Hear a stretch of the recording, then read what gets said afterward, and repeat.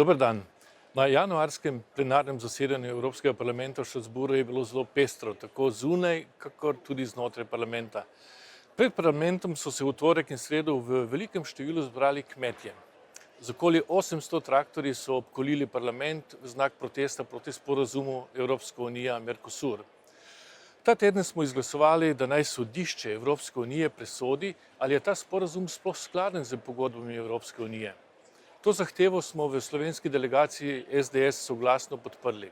Tudi sicer smo proti temu sporazumu, zaradi česar smo izpostavljeni hudim pritiskom. Zdi se mi popolnoma nesprejemljivo, da je evropsko kmetijstvo postalo kolateralna škoda v pogajanjih z Latinsko Ameriko. Tudi kmetje so v zadnjih letih pod vse večjim pritiskom. Zelena politika in strategije od vil do vilic sta kmetijski sektor močno obremenili. Hkrati se po letu 2027 zmanjšujejo sredstva za kmetijsko in kohezijsko politiko. V času globalne negotovosti mora prehranska varnost ostati prednostna naloga Evropske unije, tudi v novih trgovinskih interesih in potrebah po surovinah. Svet se hitro spreminja. Na geopolitičnem prizorišču smo priča tektonskim premikom.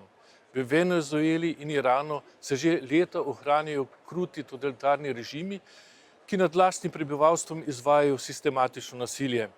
Danes se ti sistemi majejo, žal pa ne brez visoke cene v človekovih življenjih. Zgodovina nas uči, da se noben režim ne more dolgoročno obdržati na temelju nasilja in zatiranja. Takšni sistemi prej ali slej propadajo. Evropa mora stati na pravi strani zgodovine, odločno, jasno in brez dvojnih meril. Danes realno varnostno grožnjo Evrope predstavljata Rusija in Kitajska, ki obe širita svoj vpliv tudi v arktični regiji. V nobenem primeru ne smemo dopustiti, da bi Grenlandija postala prostor ruskega ali kitajskega strateškega prodora.